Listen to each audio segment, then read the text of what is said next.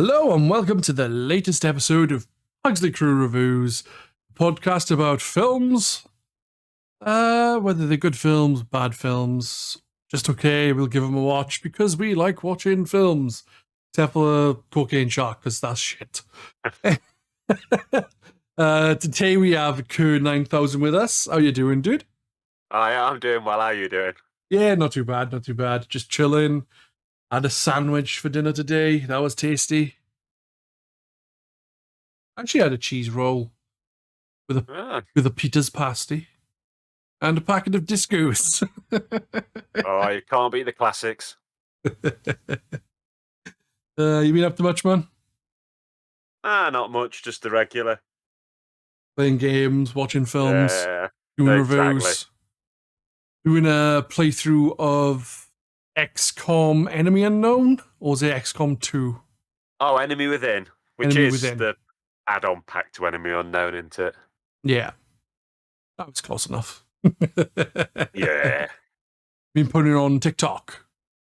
Yeah, I just wanted an idea for little videos to put up and stuff you could do if you got a sore throat or couldn't be bothered to, do too much. Yeah, that's totally fair. I need to actually start doing more stuff outside of podcasts. I need to get back to doing reviews. I need to get back to streaming. It's just time. I'm always tired. Oh, yeah. Today's film is a film that I'd never heard of. It was suggested by Kerr. Any reason why you suggested the film? Because of Will Wheaton.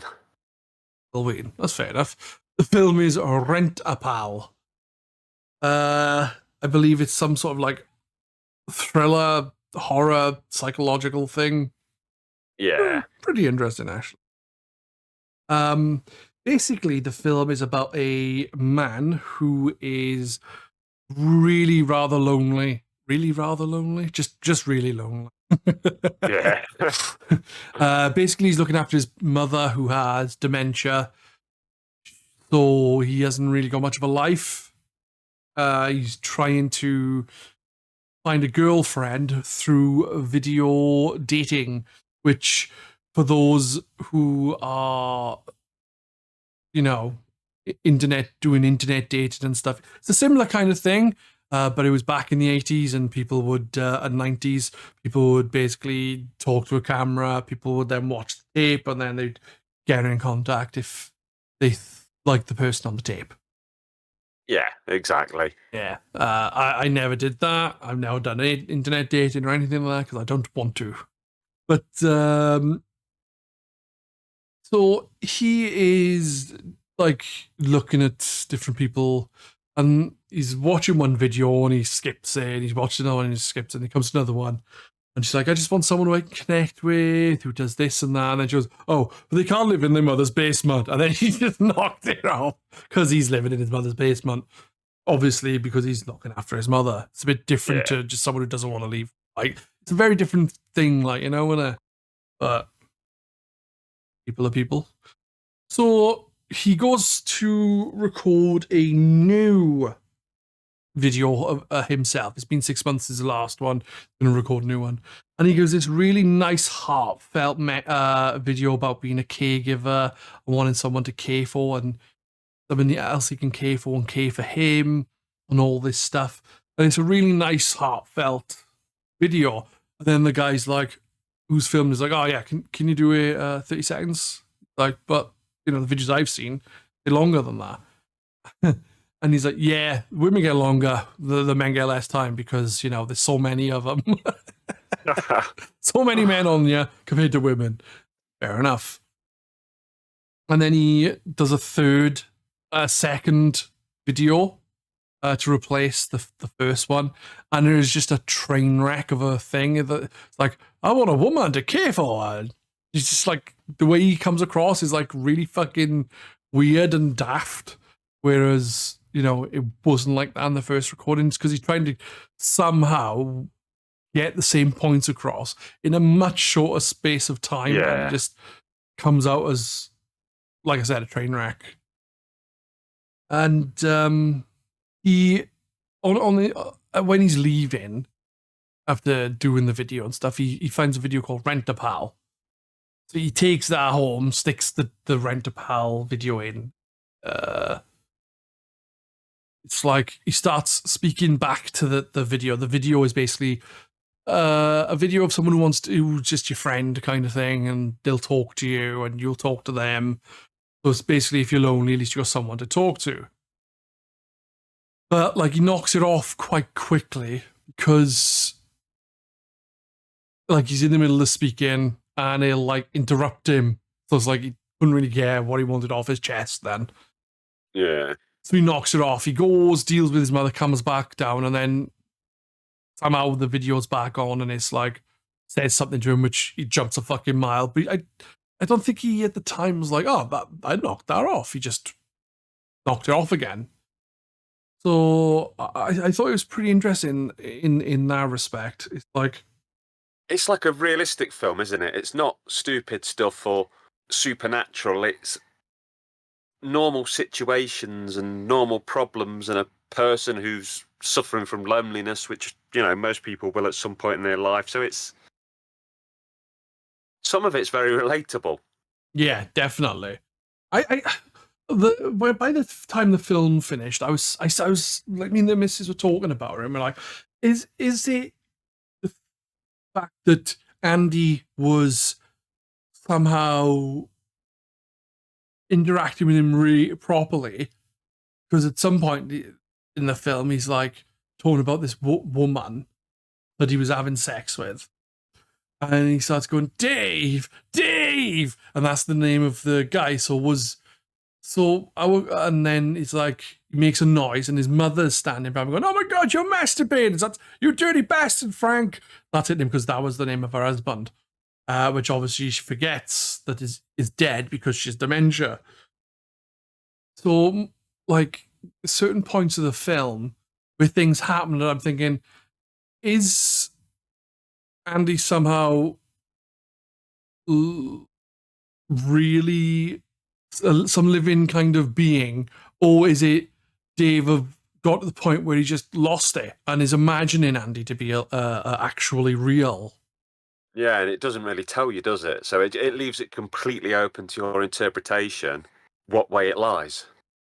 Yeah, you just I wasn't sure. I kind of like the ambiguity, but at the same time, I wouldn't have minded a definitive answer, especially considering he buys another tape, Rent-A-Pal tape. He's speaking to Andy, and Andy's like, "Oh, we can do this stuff," and it's like, well, it would be, I don't know. It's as if he knew the stuff that had happened previously. It's like when he accidentally turns the TV on when he's with a woman, because he finally does eventually get a woman to go back to his place, and she starts rubbing his leg, and the TV actually knocks on, and Andy's looking at the TV, like from the TV, really fucking like pissed off at Dave and the woman, and then obviously like comes in his pants before anything happens, and Andy bursts out laughing. Yeah. So it's like things like that makes me think. That bit made me laugh. It's things like that made me think, oh, clearly Andy's a living, breathing thing. And then other times I'm thinking, is it coincidental certain things happen, and because of Dave's state of mind that gets worse throughout the film, he's perceiving it, and then we are seeing kind of what he's seeing to feel like that Andy is alive when he actually isn't. That makes sense. I think that's ultimately how I took it, was that he's fell off the deep end and we're seeing what he sees. But it isn't concrete. I took it that way, but you could take it the other way, that the tape's sort of possessed or in some other way has life. And I think either way of seeing it's got its own scare factor. Because, what's scarier, the fact that there could be something that could influence you in such a way, or the fact that people are so susceptible through loneliness to go that crazy that they see and hear what's not there. Yeah.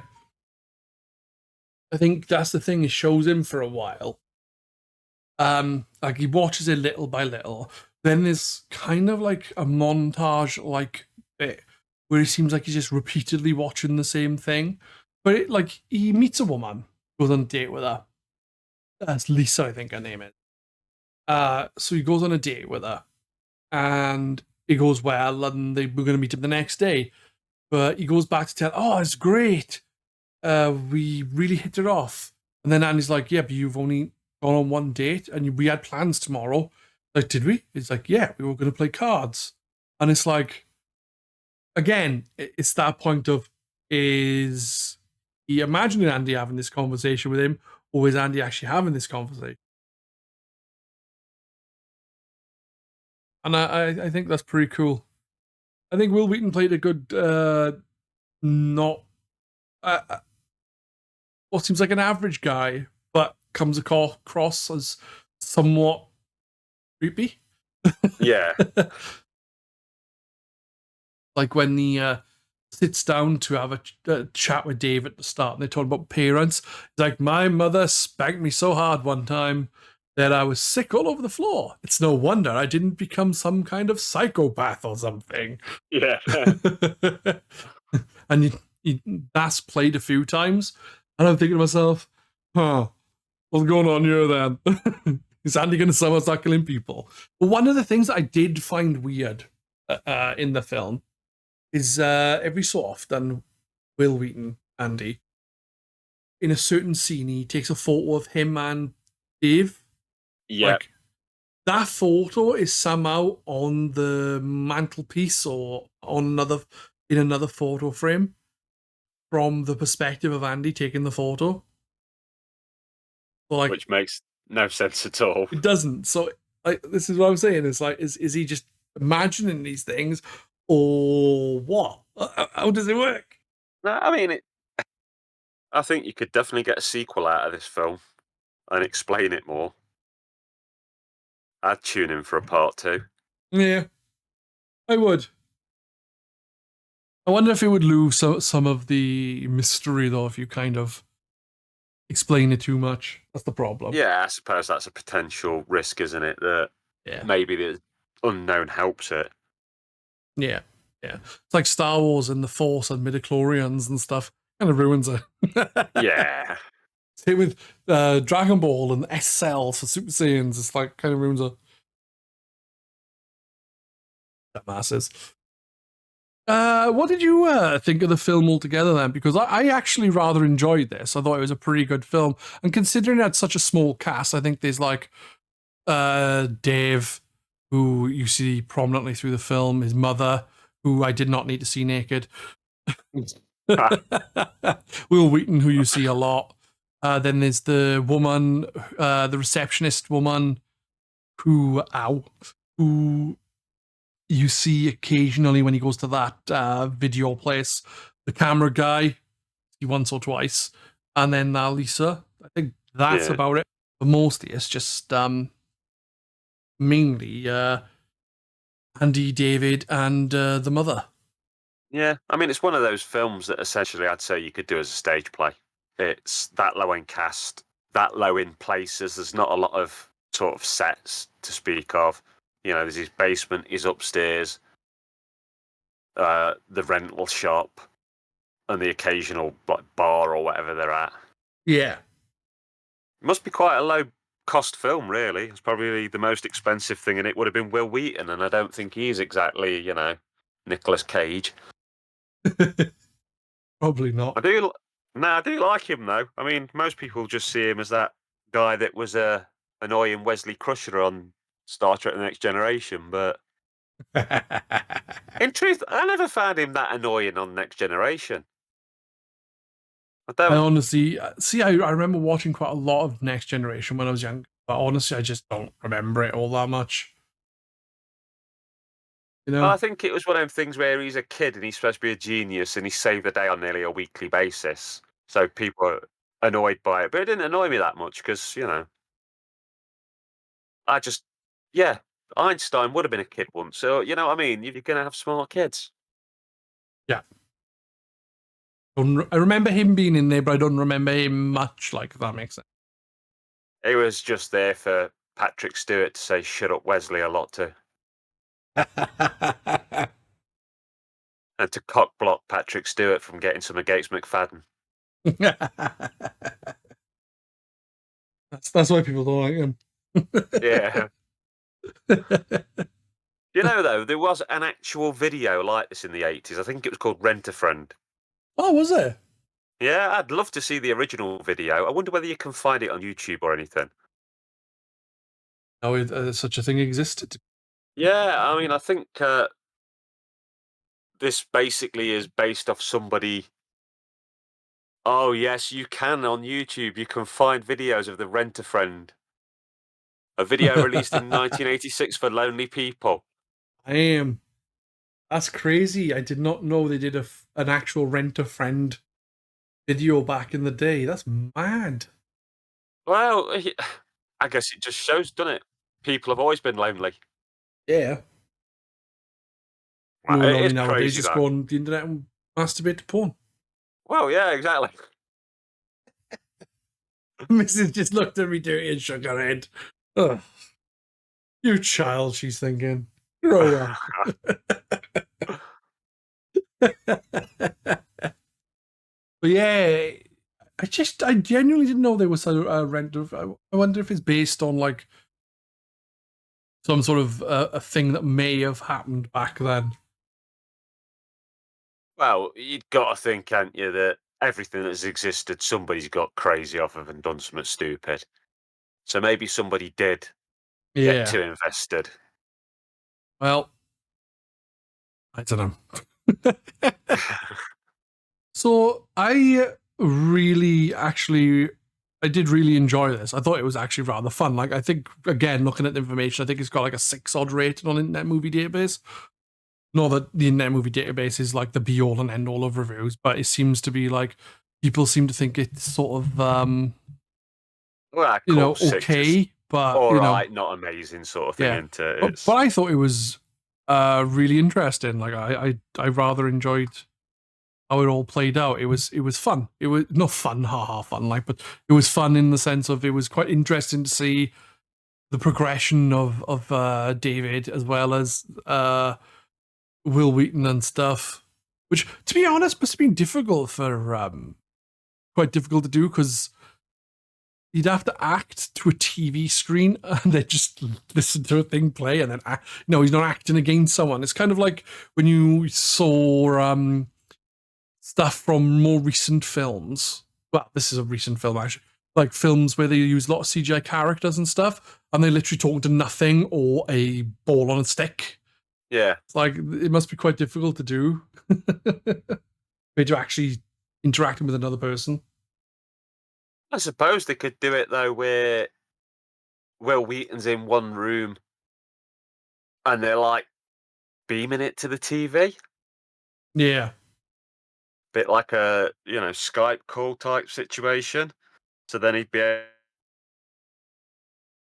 able to react if they could both see each other somehow. That's how I'd get around it, but whether they did or not, I don't know. No, I have no idea. One thing I did notice is the more further throughout the film, it seemed like Andy was getting a bit like miffed at certain things, which could have been the way Dave was perceiving things. But every time that was happening, I noticed he'd have to start messing with the tracking as if like the video was getting like screwed up. For those who don't know, tracking is a thing that used to be on VHSs. Well, the VHS player, and you like the picture would go funny and a bit of like snowy fuzz on it, and you'd have to tune the tracking to make it work. It was a pain in the ass. DVDs were easier for that in that respect. Oh, yeah. Also, you had to constantly, when you finish a film, rewind it because supposedly it damages the tape if you don't. I don't understand why, but it supposedly does. I've never believed that. I've always thought that's something that parents and rental shops told you just to try and, Yeah, I don't understand why you would, though, because if all the tape is on the left side at the start, everything is there ready to go for, right? How would that be any different if everything was on the right side when it needs to be rewound? I think it's just so people didn't have to rewind it to stick it on. So let's watch a film. I'll rewind it. It's going to take 10 minutes. I'll press play then. But obviously, as things progressed, rewinding got faster. Yeah. Yeah, and I suppose if you don't use them very much for a while, they can stop working as well. I know you used to be able to watch a film so much that you killed it on VHS. Yeah. One thing I Uh, liked was David's mother near the, right. If we skip loads of the film and go like near the end, David's mother is cutting out stuff and sticking things down, and she's cutting this stuff, and he's not really paying attention, and he goes downstairs, talk to Andy about something. And he noticed the tape is gone, and he's going, Andy, where you hiding? Kind of thing. And I was like, what the fuck? And then he goes upstairs and notices his mother has cut up the tape. That's what she was saying. She's like, cutting up. She's like, this isn't sticking. And he goes fucking ape shit. He's like, you've taken everything from me. And smashes her around the face with the actual broken VHS, which cuts her face and stuff. And then he goes and buys another copy. And then that's when he sticks in, plays it, and he's like, oh, we could play a game. And he's like, what are you thinking? And then he goes and chucks his mother down the stairs. So again, it's like David has completely lost the plot. Oh, Andy's really good at convincing people to do things without doing anything. If that makes sense. I mean, it does make you think, though, if it is that Andy's sentient and he's obviously in every tape, there could be people everywhere doing stuff. Yeah. That's sort of scarier than the one guy being nuts. Yeah, it is. Well, that's the thing. It's like when he was watching the tape and he was sitting there having a wank, and he was going, "Oh, David," and then he's like, "Bang!" and then all of a sudden his mother's standing next to him. So it's like it comes across as he knew his mother was there, because then as soon as that, he started pissing himself laughing. Yeah, it did, didn't it? Yeah, It's like he wanted him to get caught.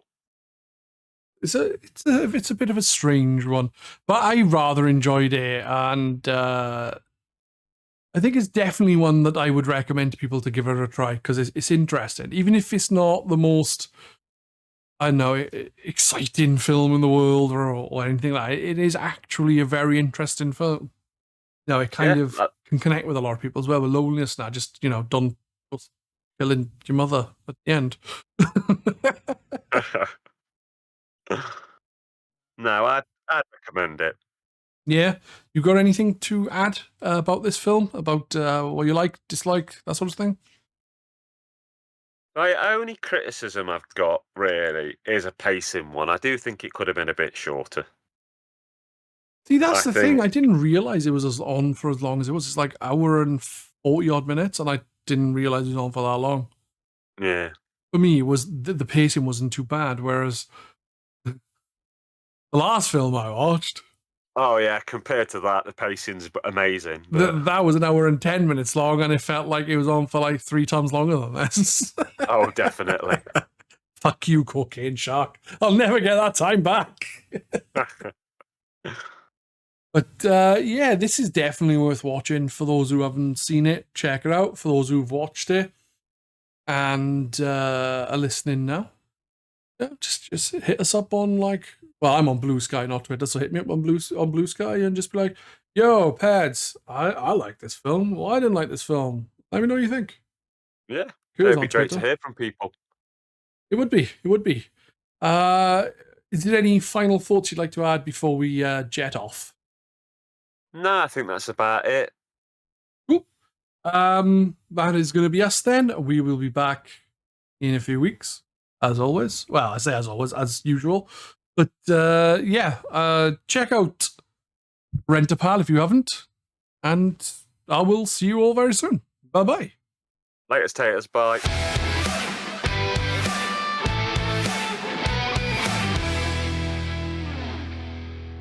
Yeah, someone who is kind, gentle, caring, who will remind me that everything is going to be okay, and someone that will be there for me no matter what.